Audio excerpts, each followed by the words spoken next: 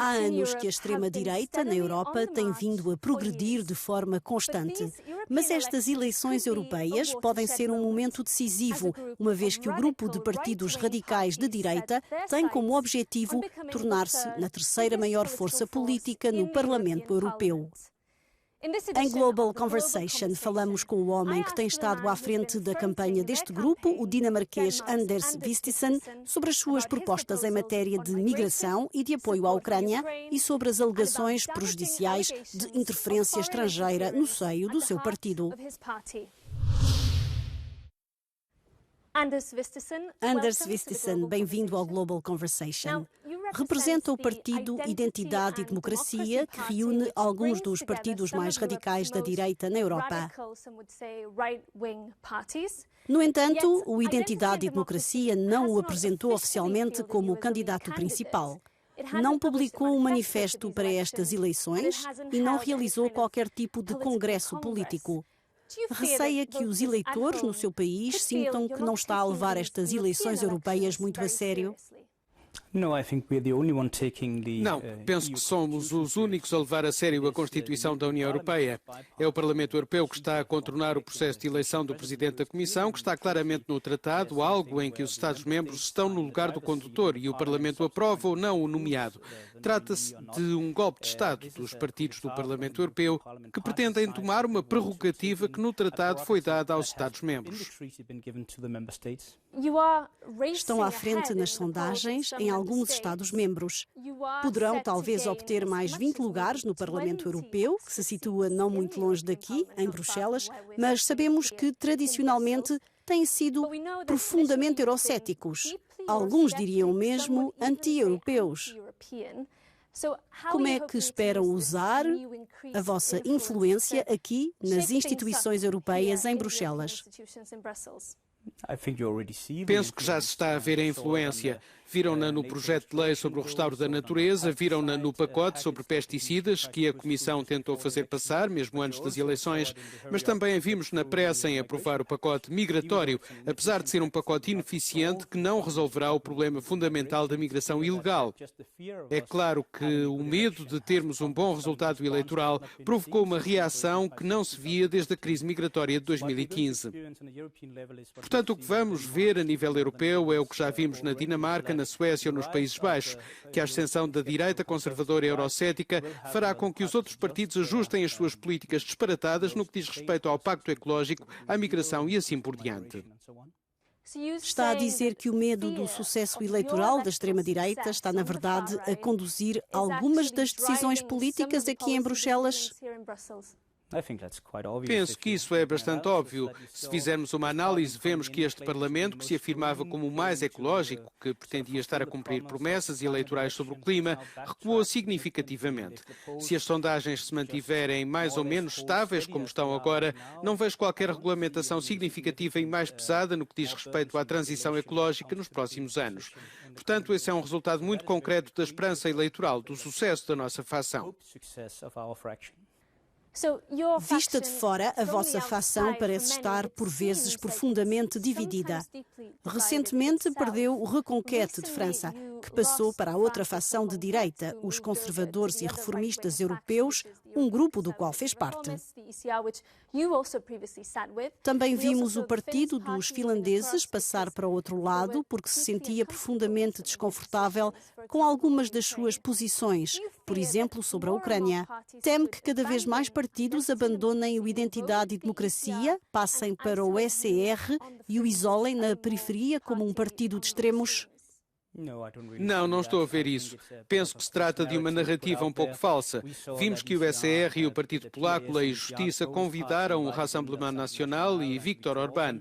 Se nos devemos dividir relativamente à Ucrânia, isso não faz sentido do ponto de vista político. Como já referiu, estive 5 anos no grupo ECR. Havia pessoas que eram mais ou menos céticas em relação à Rússia, ainda lá estão. Por isso, penso que vemos as mesmas divisões. O que está errado, na minha opinião, é o facto de haver 2 grupos à direita. Penso que isso tem mais a ver com grandes personalidades em alguns dos maiores partidos do que com diferenças políticas. Não há mais divisão política entre a ID e o ECR do que aquela que se pode ver dentro do PPE, dos Socialistas e Democratas ou do Renew. Acha que esses dois grupos de direita vão reorganizar-se depois das eleições? Antevê uma possível unificação desses dois grupos? Sim, penso que isso um dia vai acontecer. Já acontece no Conselho da Europa, onde os dois grupos se fundiram num partido duplo. Penso que talvez não seja já depois destas eleições, mas penso que as eleições presidenciais francesas, que se aproximam dentro de 2 anos, podem ser um momento muito interessante. Mencionou a Ucrânia e eu gostaria de me concentrar nesse ponto. Alguns eleitores no seu país estão extremamente preocupados com as consequências negativas do aumento da votação em partidos como o seu, ao nível do apoio à Ucrânia. Pode esclarecer os eleitores nacionais até onde está disposto a ir para apoiar a Ucrânia na sua tentativa de resistir à invasão russa? O nosso grupo acredita na soberania nacional e acreditamos fundamentalmente que os assuntos externos são algo que deve ser decidido a nível nacional e não um golpe de Estado da União Europeia para ultrapassar essa competência e retirar o direito de veto. Eu contestaria a percepção de que a Europa tem sido muito pró-ucraniana. O meu país natal, a Dinamarca, com o apoio do meu partido, deu 2 vezes mais ajuda militar do que a França, a Espanha e a Itália juntas. Portanto, a Dinamarca, com 6 milhões de habitantes, deu o dobro do apoio militar do que a segunda, terceira e quarta maiores economias da União Europeia. Acabamos de ver que, devido ao governo polaco e francês, suspendemos a importação de produtos agrícolas da Ucrânia para a União Europeia. Por isso, concordo fundamentalmente com o Ministro dos Negócios Estrangeiros ucraniano quando diz que, no estado atual, a Coreia do Norte é um melhor aliado militar para a Rússia do que a União Europeia tem sido para a Ucrânia.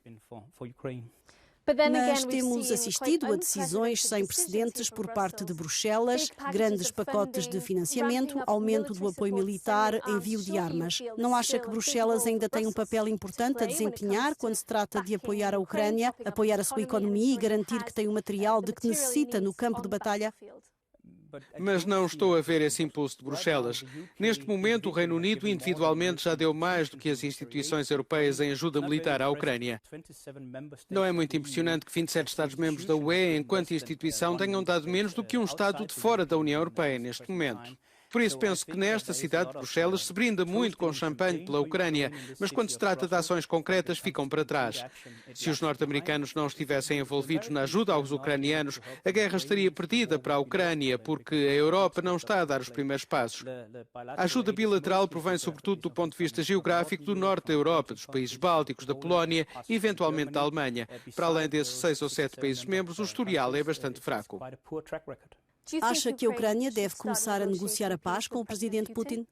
Penso que cabe aos ucranianos decidir se e quando querem iniciar negociações de paz. Não é algo que lhes deva ser imposto por aliados ou por influência externa. Mas acha que seria preferível que a guerra continuasse ou que se negociasse um acordo de paz, mesmo que isso implicasse a rendição de parte do território ucraniano? Penso que para que a Ucrânia tenha uma oportunidade de lutar para fazer recuar a Rússia para lá das fronteiras de antes da invasão russa da Crimeia, a ajuda militar está a ser demasiado curta e demasiado tardia. Infelizmente, estamos a ver isso também neste momento. Não somos capazes de fornecer mísseis antiaéreos, não somos capazes de enviar aviões de combate para os céus. É um grande problema. Penso que é irrealista neste momento ver a Ucrânia ter uma hipótese de lutar com a falta de apoio que recebe. É um quadro bastante pessimista. Está a dizer que, nesse caso, como os ucranianos estão a ter tanta dificuldade em encontrar o material, as armas e as munições de que precisam, devem considerar a possibilidade de avançar para as negociações de paz. É isso que está a insinuar?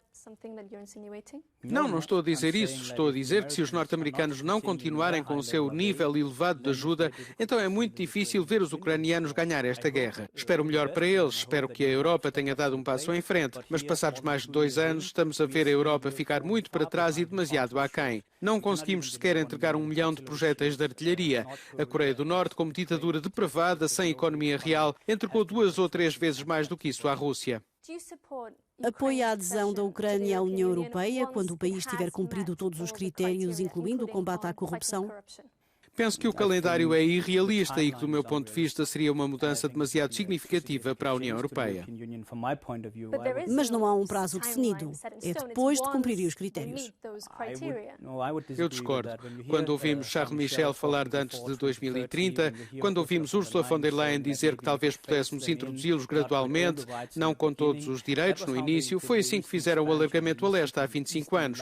Tornaram-se membros, mas houve algumas restrições à liberdade de circulação durante um ano. Ainda hoje temos membros que estão cá há mais de 20 anos e que não são membros de pleno direito de Schengen.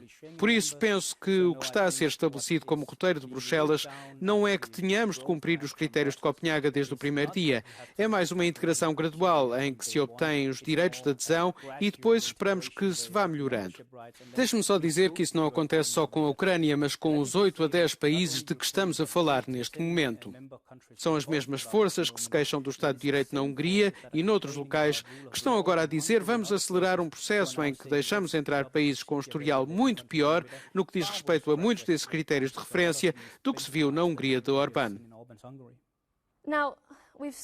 Já falámos da Ucrânia, gostaria de olhar para a Rússia, porque mencionou alguns dos seus partidos membros, o Rassemblement National, por exemplo, em França. Historicamente, têm tido laços bastante estreitos com a Rússia e agora estamos a assistir à abertura de investigações a deputados em funções suspeitos de terem recebido dinheiro da Rússia para difundirem propaganda pró-Kremlin na Europa. Teme que alguns membros do Partido Identidade e Democracia estejam a ser influenciados pela Rússia ou pela China? Sim, estou sempre preocupado com a influência externa, tal como fiquei preocupado quando estava a chefiar uma delegação do Parlamento Europeu a Marrocos e vi deputados socialistas falarem muito favoravelmente sobre uma ditadura islâmica. Mais tarde descobrimos que eles também receberam uma grande quantidade de dinheiro por esse facto. Quero salientar que, quando falamos, por exemplo, do Rassemblement National, poderia citar uma série de exemplos de chefes de Estado europeus que tinham uma visão igualmente ingênua sobre a Rússia antes da invasão em grande escala. Vimos França continuar a querer vender porta-helicópteros a Putin após a invasão da Crimeia. Vimos a Gazprom, o gasoduto Nord Stream 2, a ser promovido por políticos alemães, tanto à esquerda como ao centro e à direita. Vimos o primeiro-ministro dinamarquês, agora ministro dos Negócios Estrangeiros, então primeiro-ministro, abrir o parque de diversões Tivoli para beber cerveja com Putin quando este se encontrava em visita de Estado à Dinamarca. Infelizmente, muitas pessoas têm sido ingênuas no que se refere à Rússia. Isso não é algo que possamos patentear na direita. Isso foi antes da invasão da Ucrânia. Já estão a tomar medidas? Porque está a dizer que se estas investigações chegarem a uma conclusão, tomarão medidas. Mas não há nada que possam fazer agora para garantir que antes das eleições, deste exercício democrático, não haja interferência estrangeira no vosso partido? Sim, claro, se pudermos ter uma acusação concreta sobre a qual possamos atuar. Se eles não cumprirem a sua promessa e se estas alegações se concretizarem, então, claro, será uma questão para a nossa mesa decidir. Estou apenas a dizer muito calmamente que temos visto estes problemas numa multiplicidade de grupos e é um pouco estranho que haja uma escala diferente na qual se pesam certos incidentes. No centro das investigações em curso está um meio de comunicação social, ou um suposto meio de comunicação social, que foi agora sancionado na União Europeia, chamado Voz da Europa. Há suspeitas de que se tratava de uma operação de influência pró-Kremlin que pagava a eurodeputados para difundirem propaganda. Deu uma entrevista individual à Voz da Europa no início deste ano. Foi pago por essa entrevista? Não, claro que não. Essa entrevista foi marcada com o mesmo pressuposto que esta entrevista. Pediram para dar uma entrevista e eu dei. É o meu trabalho como político. Mas é preocupante que essa influência externa seja geralmente utilizada para espalhar desinformação sobre a direita. Tenho um historial impecável no que diz respeito a ser firme em relação à Rússia e à China. Nunca ninguém duvidou disso. Por isso, por vezes, estas alegações são também utilizadas politicamente. Estou bastante surpreendido com o facto do Parlamento Europeu, por exemplo, ter colocado um sinal de igualdade entre ser eurocético e espalhar notícias falsas. Penso que se pode facilmente ser eurocético sem espalhar notícias falsas. Também me preocupa o facto de, por exemplo, os separatistas catalães ou os separatistas do País Basco, ou pessoas que acreditam na saída do Reino Unido da União Europeia, terem de ser rotulados como pró-russos. Penso que se pode ter todas essas opiniões sem ser um representante da Rússia ou da China. Vamos falar agora de migração. Sei que é uma prioridade na vossa plataforma política. Sabemos que quer mudar a forma como a Europa lida com a migração, especialmente a migração irregular. Pode clarificar exatamente as medidas que está a propor? O modelo que propomos é o modelo australiano, que diz que se tentar entrar ilegalmente na Europa, a única coisa de que pode ter a certeza é que não lhe será permitido ficar nesse continente. Se houver uma necessidade de proteção que tenha de ser tratada num país terceiro, esse modelo provou ser muito eficaz. Quando a Austrália o implementou, os números caíram 95% no ano civil. Por isso, pensamos que a solução é bastante simples, desde que consigamos obter apoio para um modelo deste tipo, o que não vejo atualmente na esfera política europeia. Penso que o modelo de migração dinamarquês é algo que pode ser considerado por outros países. Os nossos números estão extremamente baixos quando os comparamos com os da Áustria, Alemanha, Holanda, Bélgica, Espanha, França.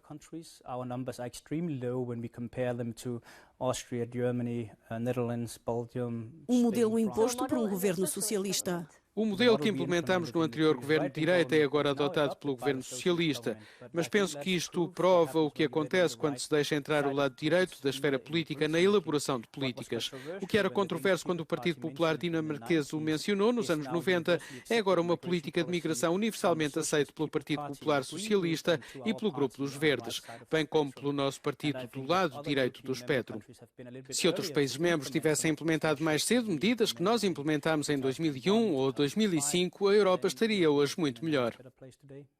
E quanto a este conceito que se está a popularizar, o de externalizar os pedidos de asilo seguindo o modelo da Itália, que fez um acordo com a Albânia, defende essa ideia? Depende muito do que se quer dizer com este modelo, porque há duas variações em jogo. Há uma que está intimamente ligada ao modelo australiano, em que a pessoa tem de entrar na soberania europeia e depois tem de ser transferida para um país terceiro. E depois há outro modelo em que se assiste àquilo a que na Dinamarca chamamos de asilo de embaixada, ou seja, se conseguir chegar a uma representação da União Europeia, pode pedir asilo num país terceiro. O primeiro modelo seria favorável, o segundo conduziria a uma situação muito mais incontrolável. Mas o primeiro modelo poderia enfrentar obstáculos legais na União Europeia. Qual é o seu grau de confiança de que podem ser ultrapassados? Agora temos o caso italiano. O Reino Unido já saiu, mas vemos se consegue implementar o chamado Acordo do Ruanda. Nesta perspectiva, penso que seria muito melhor se os Estados-membros tivessem mais serenidade. Vejo que o novo governo neerlandês também está a pedir uma opção de autoexclusão em matéria de assuntos internos e de asilo, tal como acontece com a Irlanda e a Dinamarca. Isso dar-lhes-á maior capacidade de manobra para resolver estas questões. Espero que a União Europeia seja mais indulgente para permitir tais modelos. E quanto à migração legal, líderes como Meloni em Itália propõem vias legais, porque vamos enfrentar um declínio demográfico acentuado na Europa. Precisamos de mão de obra. O que é que faria para garantir que as pessoas possam vir para cá legalmente?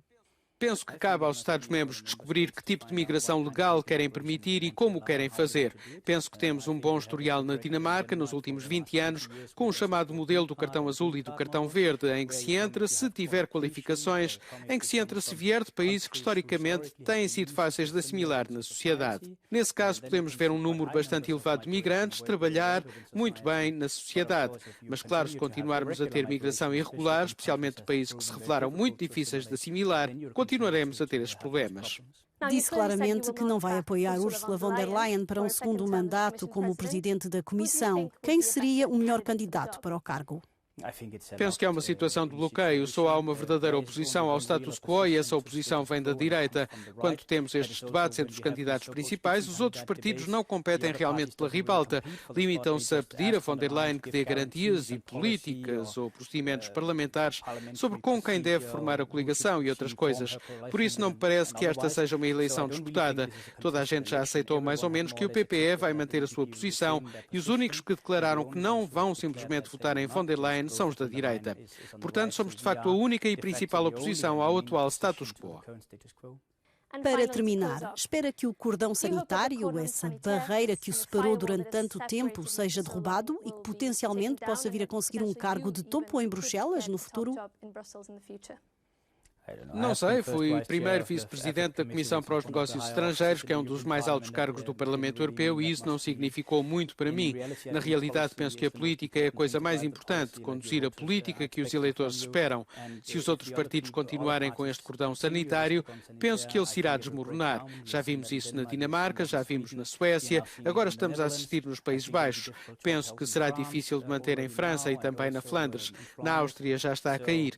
Por isso, penso que os eleitores vão acabar com o cordão sanitário muito antes dos políticos convencionais pensarem nisso. Anders Wiston, thank you very much. Thank you.